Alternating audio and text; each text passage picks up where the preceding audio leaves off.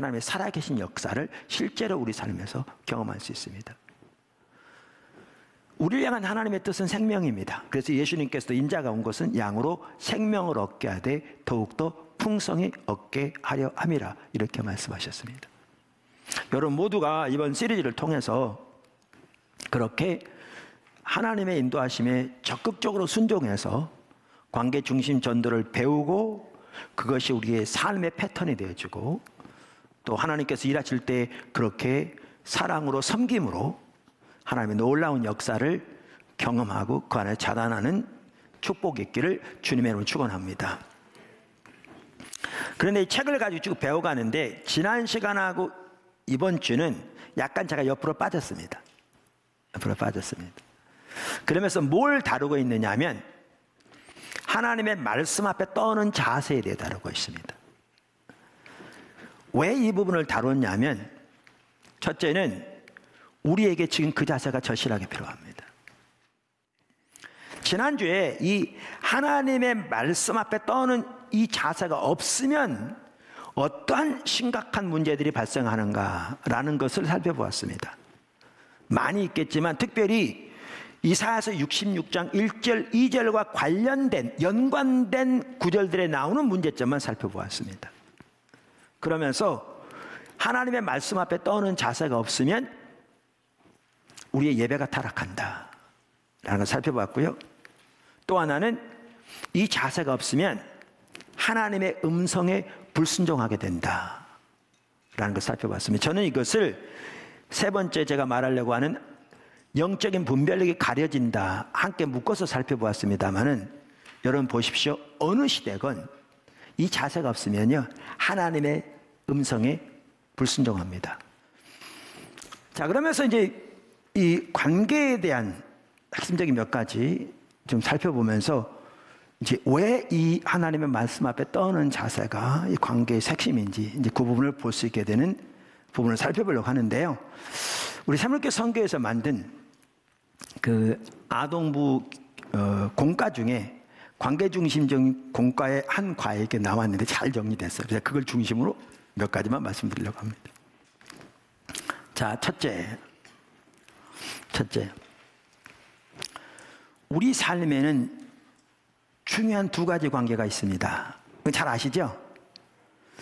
그게 뭐죠? 하나는 수직적 관계고 또 하나는 수평적 관계입니다. 그러니까 수직적 관계라는 말은 하나님과 나와의 관계고 수평적 관계라는 말은 나와 다른 사람과의 관계입니다. 예수님의 십자가가 그 두 가지를 정확하게 잘 보여주고 있죠. 관계가 가장 중요한 부분이라 왜냐하면 관계가 올바로 되어야 사랑의 기차가 그 관계의 철로 위로 다닐 수 있기 때문에 그렇다 우리가 살펴봤잖아요. 그런데 관계가 중요한데 말씀드린 대로 중요한 관계가 두 가지인데 하나는 하나님과의 나와의 수직적인 관계, 두 번째는 나와 다른 사람과의 수평적인 관계라 그 말입니다. 자, 그런데 여기에 중요한 게 있습니다. 이 하나님과 나와의 수직적인 관계와 나와 다른 사람과의 수평적인 관계가 긴밀하게 연관되어 있습니다. 둘이 분리되지 않습니다. 이게 밀접하게 연결되어 있습니다. 여러분은 이것을 반드시 아셔야 합니다. 반드시 아셔야 합니다. 그러니까 수직적 관계와 수평적 관계가 둘이 분리되지 않습니다. 밀접하게 연관되어 있습니다. 동전의 양면처럼. 그 사실을 반드시 기억하셔야 합니다. 자, 그러면 어떻게 밀접하게 연관되어 있는가? 여러 가지가 있겠지만 제가 그 중에 몇 가지만 추려서 지금 말씀드려 보겠습니다. 첫째, 작은 첫 번째, 수직적 관계, 즉 하나님과의 나와의 관계가 가장 핵심이고 모든 것의 기초입니다. 아멘. 이건 다 아시죠? 하나님과 나와의 관계가 내 삶 속에 하나님의 은혜와 평강이 넘치는 것, 생명이 넘치는 것 등등 모든 면에서 가장 핵심입니다.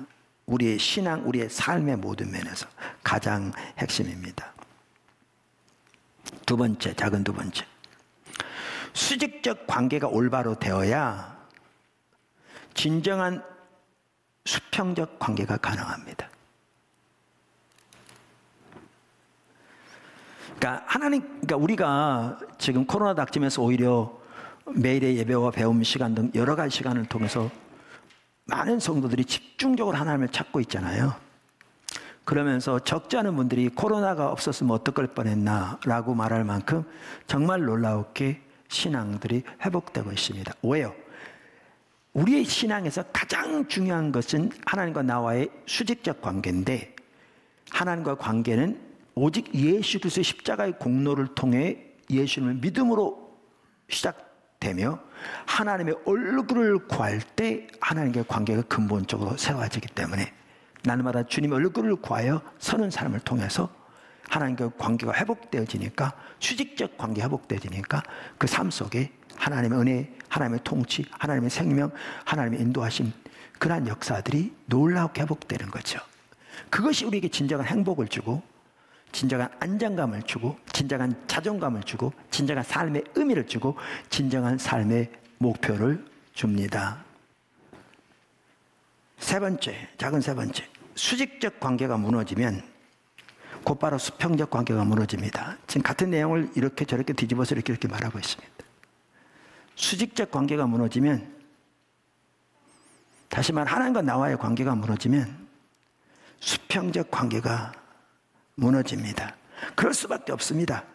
하나님과의 관계가 올바로 되어야 지금 말씀드린 대로 가장 가까운 남편이나 아내, 부모나 자식부터 시작해서 하나님의 관점에서 하나님이 주신 자원과 사랑과 능력으로 하나님의 방법으로 사랑할 수 있게 됩니다. 그래서 관계가 회복되는데, 하나님과의 나와의 관계가 무너지면 내 속에 하나님의 생명이 함께하지 않고 하나님의 관점이 가려지고 하나님의 능력도 고갈되어지고 하나님의 마음도 메말라 붙기 때문에 상대방을 대할 때 하나님의 자원으로 하는 것이 가능하지 않습니다. 결과는 가장 가까운 가족부터 무너질 수밖에 없습니다. 관계가. 한 집에 한 입을 덮고 살 수는 있습니다. 문제는 관계가 무너지는 거죠. 작은 네 번째, 그걸 또 다른 말로 표현하는 겁니다. 수평적 관계가 무너져 있으면 그것은 수직적 관계에 문제가 생겼다는 것을 의미합니다. 이 둘은 분리되지 않는다니까요. 그러니까 여러분의 수평적 관계에 문제가 있으면 그것은 하나님과의 여러분의 관계에 지금 문제가 있다는 것을 의미합니다. 의미합니다. 제가 가끔 얘기하잖아요. 제가 집중적으로 주님을 찾으면 개인적으로 성도들이 보이지 않습니다. 이 말은 성도들이 상태가 안 보인다는 게 아니라 오히려 더 잘 보이죠. 근데 이 말이 이 뜻이죠. 이분이 부족하고 이분이 잘못하고 저분이 넘어지고 그렇게 보이더라도, 그러니까 목사가 있는 거지. 나도 인간으로 넘어지고 우리가 다 부족한데, 그래서 한 분 한 분을 도와서 세우도록 하나님이 목사를 세우셨지, 이렇게 보입니다. 근데 제가 주님을 찾는 걸 소홀히 하면 이제 사람이 보이기 시작합니다. 어떻게 보이는 줄 아세요? 왜 저 양반은 아직도 예수님 몇 년인데 저러고 있나? 왜 저 양반은 지금도 저 모양이냐? 왜 저 사람은 저러냐? 이렇게 보입니다. 잘 보십시오. 내가 한 사람에 대해서만 그렇게 생각하고 있어도 저는 병들어 있는 겁니다. 여기 하나님과 나와 관계에서. 근데 하나님을 떠나면 한 사람만 보이는 게 아니고 온갖 다 관계가 무너집니다.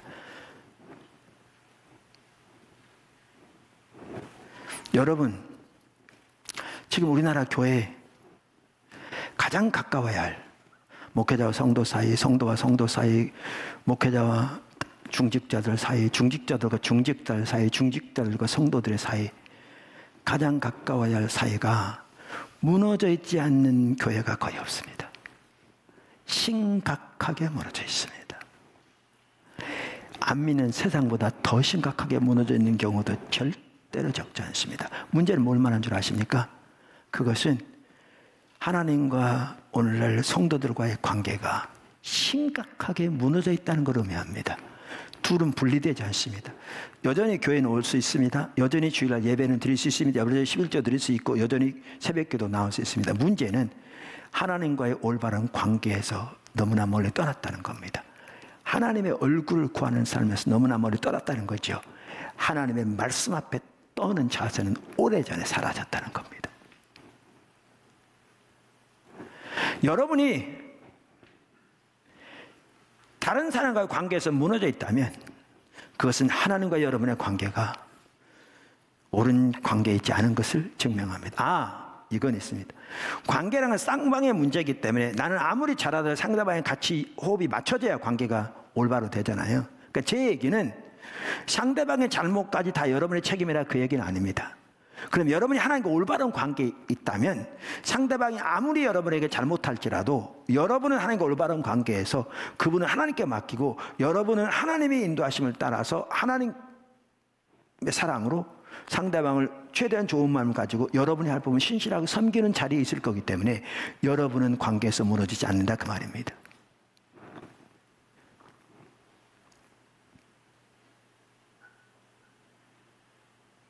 기억하십시오. 수평적 관계가 무너져 있으면 그것은 여러분과 하나님과의 관계에 문제가 있다는 걸 의미합니다. 근데 두고 보십시오. 한 사람과만 무너져 있어도 하나님의 관계에 문제가 있는 걸 의미하는데요. 하나님과 관계가 문제가 생기기 시작하면 한 사람과만 문제 있는 게 아닙니다. 수없이 많은 사람들과 문제가 있을 겁니다. 두 관계는 분리되지 않습니다. 자, 큰 두 번째, 그러니까 모든 참된 관계는 하나님의 조건과 방법으로만 가능합니다.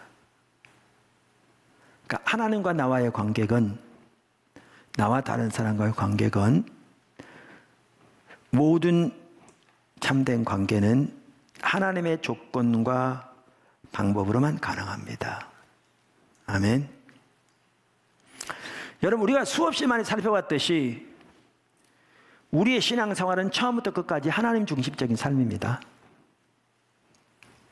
하나님은 창조 때부터 이 부분을 명확하게 하셨습니다. 선악과를 두신 것은 하나님의 주권적인 통치 아래 살도록 두신 것입니다. 성경 전체가 이것을 명확하게 말하고 있습니다. 하나님 중심적인 삶에만 하나님의 생명이 넘칩니다. 자기중심적인 삶이 타락의 본질입니다.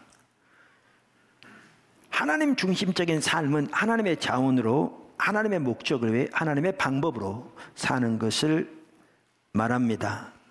그러니까 관계에 있어서도 진정한 관계는 당연히 하나님의 조건과 방법으로만 가능합니다. 이걸 꼭 기억하셔야 합니다. 할렐루야. 작은 첫 번째, 하나님과의 수직적인 관계도 당연히 하나님의 조건으로만 가능합니다. 이제 나중에 좀 더 살펴볼 텐데 하나님과의 관계의 가장 중요한 하나님의 방법이 뭡니까?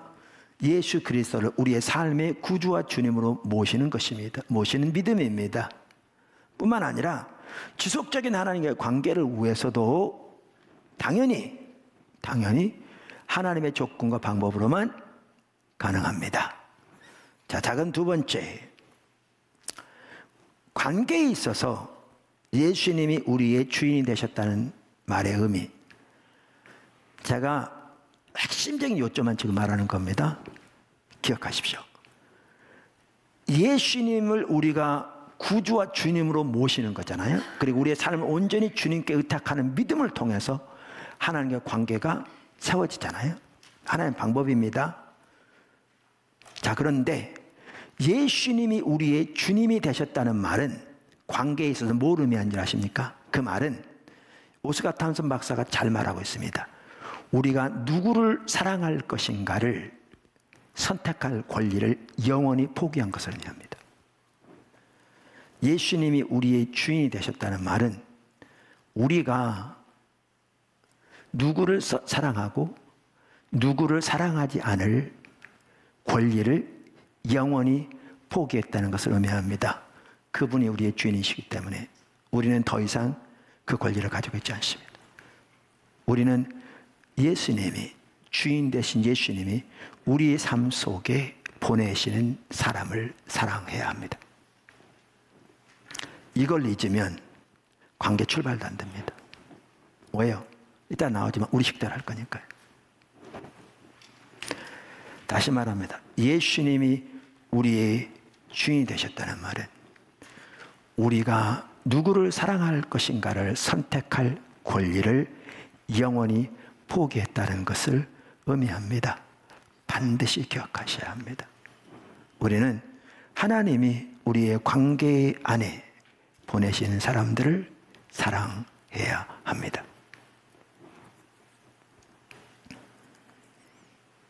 작은 세 번째, 사랑과의 수평적인 관계가 되기 위한 하나님의 조건. 자, 그러면 이제 지금 말씀드린 대로 우리는 누구를 사랑할 것인가를 선택할 권리를 포기했습니다. 그러면 우리가 다른 사람을 사랑해야 되는데 하나님의 조건으로만 가능하다고 그랬잖아요. 그 하나님의 조건은 뭡니까? 다른 사람을 사랑하기 위한 하나님의 조건. 그게 오늘 본문 말씀입니다. 제가 읽겠습니다. 다시.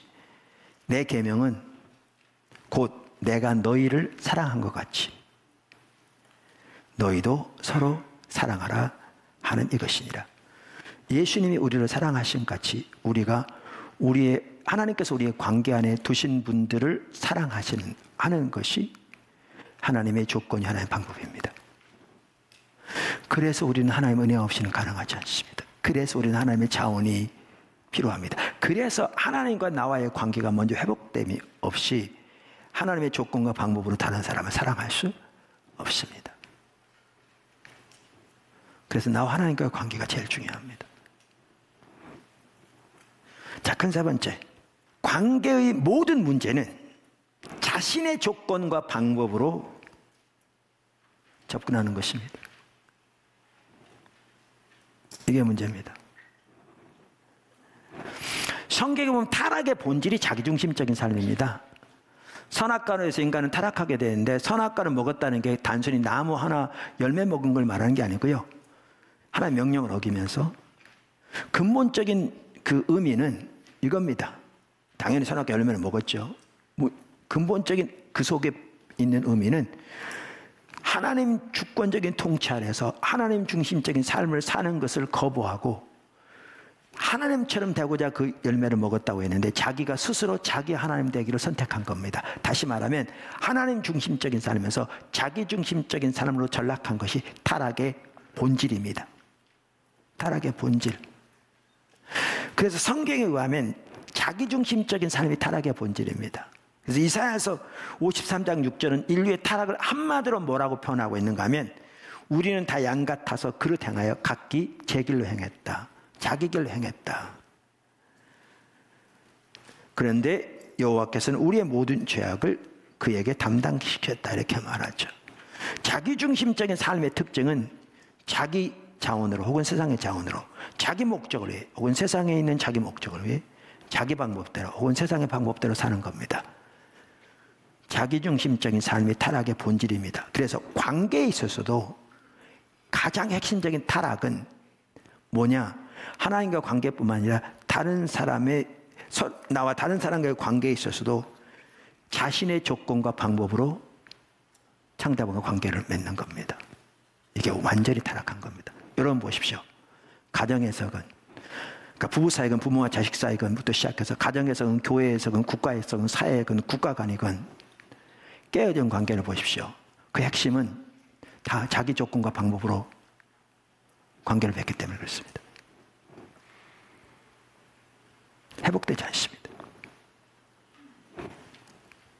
아까도 말씀드린 대로 교회 안에 관계가 심각하게 무너져 있고 그 얘기는 하나님과의 수직적인 관계가 성도들이 오늘날 심각하게 무너져 있다는 것을 증명하는데 왜 이 문제가 일어나는가? 서로 다 양쪽 다 하나님을 빙자하고 하나님의 이름을 빙자하고 하나님을 위해서라고 말할지 모르지만 그들이 자기 조건과 자기 방법대로 관계를 접근하기 때문에 철저하게 무너지는 겁니다. 뭐가 없어서요? 하나님의 말씀 앞에 떠는 자세 없이. 이게 문제의 근본입니다. 이게 타락의 본질입니다. 그래서 여러분들이 이 사실을 분명히 인식해야 우리가 관계를 배우고자 하는데, 또 관계 중심 전도를 배우고자 하는데, 이것을 인식해야 우리가 비로소 하나님과의 관계뿐만 아니라 하나님 안에서 우리와 다른 사람의 관계 회복돼서 거기에 하나님의 은혜와 생명이 충만하게 넘치는 하나님의 의도하시는 복된 관계가 비로소 될 수 있습니다. 자, 그럼 이제 왜 제가 진도를 나가기 전에 하나님의 말씀 앞에 떠오는 이 자세가 그토록 중요한 것인가를 2주에 걸쳐서 이토록 강력하게 얘기했는지를 이제 이해하실 겁니다. 그 자세 없이 진정한 관계 회복 없습니다. 하나님과 나와의 관계도 그렇고 나와 다른 사람과의 관계도 마찬가지입니다. 그 자세 없이 아무리 종교생활 소위 열심히 한다고 해도 하나님과 관계는 철저히 무너지고, 그러면 가장 가까운 가족에서부터 관계가 와르르 무너지게 됩니다. 표면적으로는 그렇게 살지 몰라도 내부적으로는 관계가 심각하게 무너지게 되는 것이죠. 그리고 하나님의 의도하신 그 생명과 은혜가 넘치는 그 복된 삶은 전혀 이루어지지 않는 것이지요.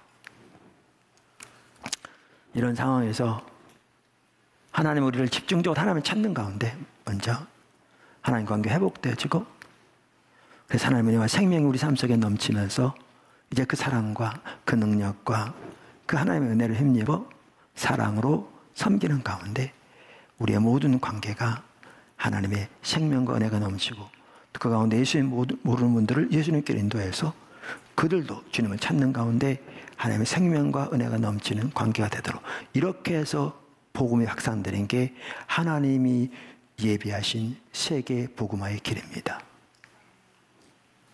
하나님은 이 부분이 우리의 삶의 패턴이 되도록 지금 포도나무 교회를 강력하게 인도하고 계십니다.